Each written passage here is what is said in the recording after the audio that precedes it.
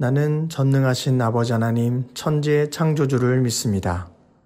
나는 그의 유일하신 아들 우리 주 예수 그리스도를 믿습니다. 그는 성령으로 잉태되어 동정녀 마리아에게서 나시고 본디오 빌라도에게 고난을 받아 십자가에 못 박혀 죽으시고 장사된 지 사흘 만에 죽은 자 가운데서 다시 살아나셨으며 하늘에 오르시어 전능하신 아버지 하나님 우편에 앉아 계시다가 거기로부터 살아있는 자와 죽은 자를 심판하러 오십니다. 나는 성령을 믿으며 거룩한 공교회와 성도의 교제와 죄를 용서받는 것과 몸의 부활과 영생을 믿습니다. 아멘.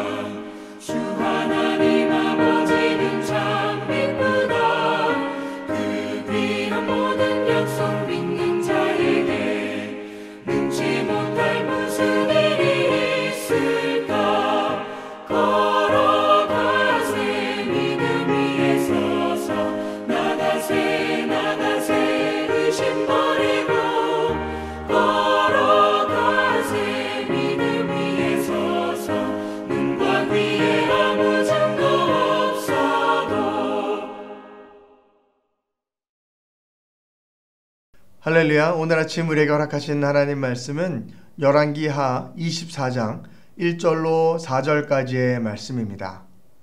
열왕기하 24장 1절부터 4절까지의 말씀을 봉독하도록 하겠습니다. 여호와김 시대에 바벨론의 왕 느부갓네살이 올라오매 여호와김이 3년간 섬기다가 돌아서 그를 배반하였더니 여호와께서 그의 종 선지자들을 통하여 하신 말씀과 같이 갈대아의 부대와 아람의 부대와 모압의 부대와 암몬 자손의 부대를 여호와김에게로 보내 유다를 쳐 멸하려 하시니 이 일이 유다의 임함은 곧 여호와의 말씀대로 그들을 자기 앞에서 물리치고자 하심이니 이는 므낫세의 지은 모든 죄 때문이며 또 그가 무죄한 자의 피를 흘려 그의 피가 예루살렘에 가득하게 하였음이라. 여호와께서 사하시기를 즐겨하지 아니하시니라. 아멘. 하나님 말씀입니다. 우리는 이스라엘 백성이 이제 남과 북으로 나뉘어져서 왕국이 계속 이어져 왔던 이야기를 보게 되었고요. 이미 북이스라엘은 멸망을 하였습니다. 그리고 남아있는 이 남유다도 오늘 말씀인 24장 그리고 내일 이어지는 25장에 걸쳐서 마지막 이제 남유다도 멸망해 나아가는 그 수순을 우리가 보게 됩니다.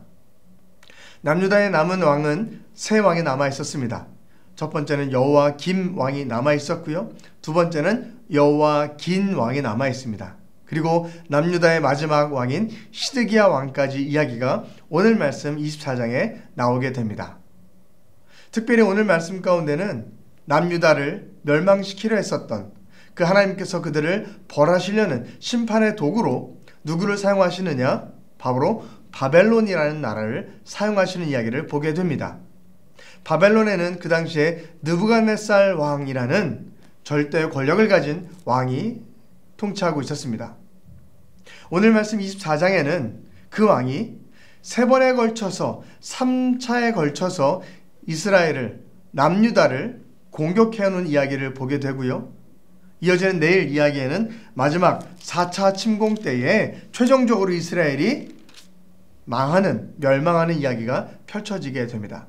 그래서 오늘은 첫 번째부터 세 번째까지의 그 바벨론의 침공에 대한 이야기를 함께 보도록 하겠습니다. 먼저 나오는 왕, 여호와김 왕입니다. 여호와김 왕 때 2차례에 걸쳐서 바벨론은 침공을 하게 됩니다. 오늘 말씀 1절을 보면 이렇게 기록하고 있습니다. 여호와김 시대에 바벨론의 왕 느부갓네살이 올라오매 여호와김이 3년간 섬기다가 돌아서 그를 배반하였다라고 기록합니다. 느부갓네살 왕이 남유다를 침공하기 위해서 첫 번째로 남유다를 침공하게 됩니다. 그때 당시에 왕이었었던 여호와김은 왕이 된 지 3년 되는 해였거든요. 그때 그는 어떤 선택을 하느냐? 그에게 굴복을 하자. 내가 전쟁을 하지 않고 당신을 섬기겠노라 라고 하며 바로 속국을 하게 됩니다. 그리고 나서 3년 동안 그를 배반하다가 다시 돌아섰다라는 이야기가 오늘 말씀 1절에 나오게 됩니다. 그 첫 번째 침공 때 이스라엘이 공격을 당했었지만 사실 전투가 이루어지진 않았고요. 하지만 이스라엘에 있었던 많은 왕족들과 귀족들이 포로로 바벨론으로 끌려가는 1차로 포로로 끌려가는 일이 펼쳐지게 됩니다. 그때 우리가 잘 아는 다니엘과 세 친구도 이때 포로로 끌려가게 됩니다. 이 자세한 내용이 다니엘서에 기록되어져 있습니다. 다니엘서 1장에 와보면 그때를 이렇게 기록하고 있습니다. 다니엘서 1장 1절 말씀에 유다왕 여호와김이 다스린 지 3년이 되는 해에 바벨론 왕 느부갓네살이 예루살렘에 이르러 성을 에웠었다라고 하고요. 그리고 그 왕이 굴복했다라는 이야기가 펼쳐지게 됩니다. 그리고 나서 다니엘서에 이어진 이야기를 읽어보면 이렇게 되어 있습니다. 왕이 환관장 아스부나스에게 말하여 이스라엘 자손 중에 왕족과 귀족 몇 사람 곧 흠이 없고 용모가 아름다우며 모든 지혜를 통찰하며 지식에 통달하며 학문에 익숙하여 왕궁에 설 만한 소년을 데려오게 하고 그들에게 갈대아 사람의 학문과 언어를 가르치게 하였다라고 말씀이 이어지게 되고요. 이어지는 7절에 다니엘 이름이 나오게 됩니다. 환관장이 그들의 이름을 고쳐 다니엘은 벨드사살이라 하고 하나냐는 사드락이라 하고 미사엘은 메삭이라 하고 아사랴는 아벳느고라 하였더라. 그때 끌려갔었던 사람들의 이야기가 나오게 됩니다. 이스라엘이 첫 번째로 바벨론으로부터 침공을 당했을 때에 이렇게 이스라엘 백성들이 많은 왕족들과 귀족들 그리고 학식 있던 사람들이 포로로 끌려가게 됩니다. 그리고 나서 3년이라는 시간이 더 흘러가게 됩니다. 오늘 말씀에 그래서 기록하고 있죠. 3년간 섬기다가 돌아섰다라는 것입니다. 바벨론 왕, 난 다시 더 이상 당신을 섬기지 않겠습니다. 당신의 속국으로 내가 남지 않겠습니다 라고 하며 배반을 하게 됩니다. 그때 느부갓네살 왕은 2차 침공을 하게 됩니다. 그때는 바벨론이 직접 침공을 한 것이 아니라 이미 바벨론은 거대한 나라를 만들어가고 있었거든요. 그래서 많은 나라들이요, 당신에게 굴복하겠습니다, 속국으로 살겠습니다 라고 굴복했던 나라들이 있습니다. 그 나라들의 연합군을 만들어서 대신해서 이스라엘을 치게 합니다. 그 말씀이 오늘 말씀 이전에 나오죠. 어떤 부대들이 왔느냐? 갈대아 부대, 아람 부대, 모압 부대, 암몬 저산의 부대가 바벨론의 영향권에 있었던 나라였고요. 그 나라가 바벨론을 대신해서 이스라엘을 두 번째로 침공을 하게 됩니다. 하지만 다행히도 그 당시에는 이스라엘이 두 번째 침공에 큰 어려움을 당하지는 않았던 것 같습니다. 근데 왜 이스라엘이 이 여호야김이 바벨론을 배반하고 돌아섰을까요? 그가 의지한 새로운 버팀목이 생겼습니다. 만군의 여호와 하나님이었을까요? 그렇지 않았습니다. 바벨론 대신 그들이 힘을 얻고자 기대었던 곳은 애굽이었습니다. 그 당시 애굽도 힘이 든든한 나라였기에 애굽이 우리의 새로운 형이 되어서 우리를 도와주겠노라, 우리를 도와주십시오 라고 하며 애굽 편에 붙었다라는 것이죠. 근데 그 애굽이 결국 어떻게 된 줄 아십니까? 오늘 말씀에 7절에 이렇게 기록합니다. 애굽 왕이 다시는 그 나라에서 나오지 못하였으니 이는 바벨론 왕이 애굽 강가에서부터 유브라데 강까지 애굽 왕에 속한 땅을 다 점령하였더라 라고 기록합니다. 그렇게 믿었던 애굽이 어떻게 합니까? 바벨론으로 말미암아 멸망하게 된다라는 것이죠. 그렇게 믿었던 애굽마저도 이제는 더 이상 이스라엘을 도와줄 수 없게 되었습니다. 이렇게 첫 번째와 두 번째 침공이 지나가게 되었고요. 그리고 왕이 바뀌게 됩니다. 이스라엘의 마지막 끝에서 두 번째 왕인 여호야긴, 이름이 비슷하긴 하지만 끝자가 다르죠. 여호야긴 왕이 등극하게 됩니다. 그리고 그 왕이 된 이후에 세 번째 바벨론의 침공이 이루어지게 되고요. 그때는 큰 어려움을 당하게 됩니다.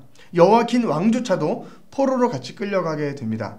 그때 포로로 끌려가고 많은 것들, 보물들, 금은 보화들, 솔로몬 왕 때 만들었던 성전에 있었던 귀한 도구들까지도 다 파괴가 되거나 뺏기는 그런 안타까운 일들이 펼쳐지게 되고요. 그때 우리가 잘 알듯이 선지자 에스겔도, 그리고 에스더의 삼촌이었던 모르독에도 포로로 끌려가는 일이 이 3차 침공에 있었던 사건이었습니다.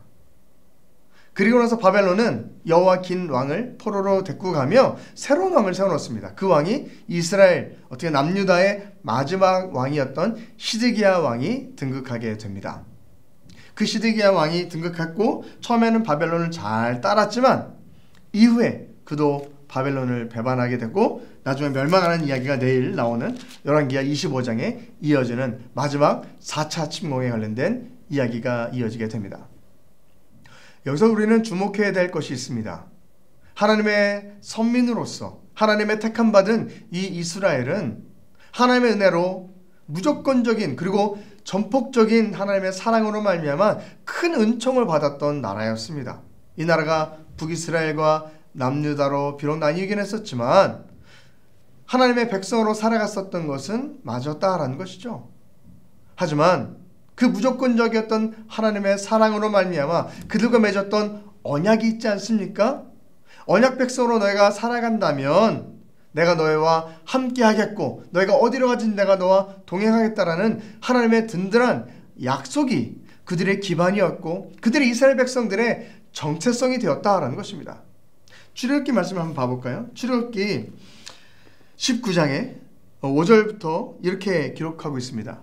세계가 다 내게 속하였나니 너희가 내 말을 잘 듣고 내 언약을 지키면 너희는 모든 민족 중에서 내 소유가 되겠고 너희가 내게 대하여 제사장 나라가 되며 거룩한 백성이 되리라. 너는 이 말을 이스라엘 자손에게 전할지니라 라고 하며 하나님의 은혜를 받았던 이 이스라엘 백성, 선택받았던 이스라엘 백성은 너희가 내 말씀을 잘 듣고 행한다면 내가 너희와 약속하겠다 라고 하며 언약 백성으로 나아가게 됩니다.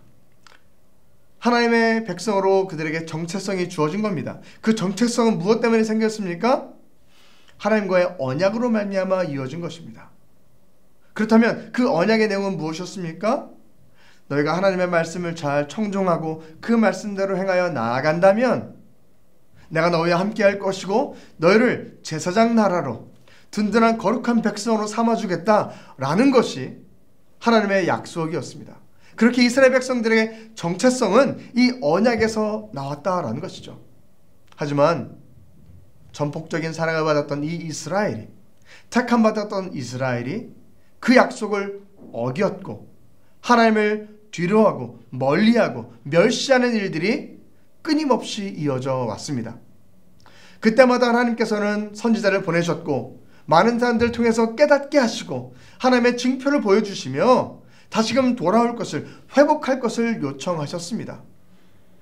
그 거듭되는 하나님의 부르심에도 그들은 끝끝내 외면하게 되었고 북이스라엘은 이미 멸망을 하였고 이제 남았던 남유다조차도 끝까지 하나님의 말씀을 청종하지 아니하고 여러 번의 침공을 통하여서 나라가 점점 쇠퇴해가는, 몰락해가는 모습을 우리가 발견하게 된다라는 것입니다. 사랑하는 성도 여러분, 이스라엘 백성은 하나님의 백성으로서 특권은 누리고자 하였습니다. 하지만 하나님의 자녀로서 그들이 해야 될 의무는 이행하지 않았다라는 것이 큰 문제인 것입니다. 하나님의 백성으로 살아간다는 그 정체성이 어디서 나옵니까? 그 언약을 맺어가는 것, 그 언약대로 행해가는 것, 이행해가는 의무를 통하여서 하나님의 자녀가 되고 거룩한 백성으로 삼아주신다라고 약속하셨는데 그들은 그 언약을 없이 여기고 가볍게 여기고 소홀히 여기고 하나님을 멀리한 인생을 살아가게 되었습니다. 끝끝내 참으셨던 하나님은 여러 과정을 통해서 이스라엘 백성들에게 내가 하나님임을 다시 한번 깨닫게 하기 위해 극단적인 선택으로 나라가 멸망하게 되는, 모든 나라가 사라지게 되는 그런 것까지 하나님은 결정하시게 되었다라는 것입니다. 사랑하는 성도 여러분, 우리도 이 시간 신약세를 살아가며 이제는 우리는 예수 그리스도의 십자가로 말미암아 그 보혈의 피의 능력으로 말미암아 무조건적인 전적인 하나님의 은혜로 하나님의 자녀가 되는 귀한 특권을 우리에게 주신 줄로 믿습니다. 우리에게 그런 은혜가 있는 것이고 무조건적인 전적인 하나님의 은총이 우리에게 임하셨습니다. 그렇다면 우리에게도 하나님께서 말씀하시는 그 언약 백성으로 살아가는 우리가 이행해야 될 의무가 있다라는 것이죠. 그것은 이스라엘 백성에게 주어졌던 것처럼 하나님의 말씀대로 행하여 살아가고 주님을 사랑하며 살아가는 하나님의 자녀로서의 모습으로 살아가는 것, 그것이 정말 주께서 원하셨던, 그리고 우리에게 원하시는 하나님의 자녀로서의 의무인 줄로 믿습니다. 이 시대를 살아가면서도 우리는 그 하나님의 말씀을 기억하길 간절히 소망합니다.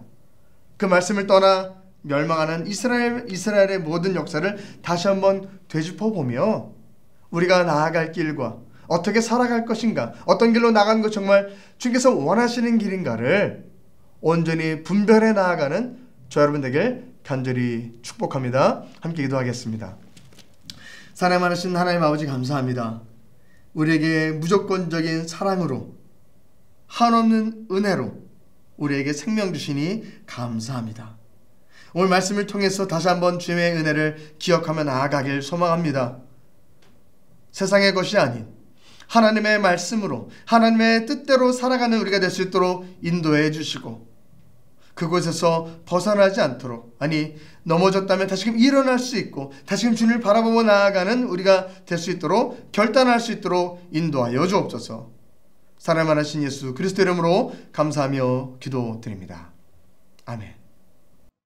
하늘에 계신 우리 아버지, 아버지의 이름을 거룩하게 하시며 아버지의 나라가 오게 하시며 아버지의 뜻이 하늘에서와 같이 땅에서도 이루어지게 하소서. 오늘 우리에게 일용할 양식을 주시고 우리가 우리에게 잘못한 사람을 용서하여 준 것 같이 우리 죄를 용서하여 주시고 우리를 시험에 빠지지 않게 하시고 악에서 구하소서. 나라와 권능과 영광이 영원히 아버지의 것입니다. 아멘.